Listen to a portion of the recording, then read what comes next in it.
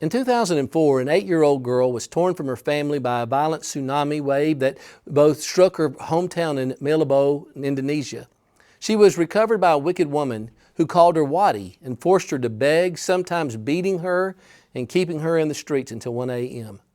When she stopped bringing money into the woman, she told her to leave and to find her parents. She even told her the hometown from which she hailed. Now a teenager, Wadi had to draw on vague recollections to find her family. She remembered her grandfather was named Ibrahim, and locals in Malabo took her to the man and ultimately to her parents. They had long given up hope that she had survived.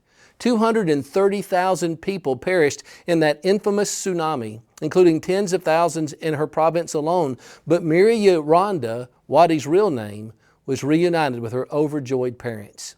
Such reunions are sadly rare, but they are thrilling when they occur.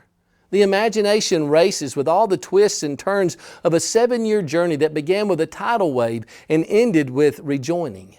That the girl would escape death and then survive an unhappy experience far from home is amazing enough. That she would be resourceful and savvy enough to rediscover her family is almost unbelievable. How it illustrates the terrible spiritual circumstance facing the vast majority of this world.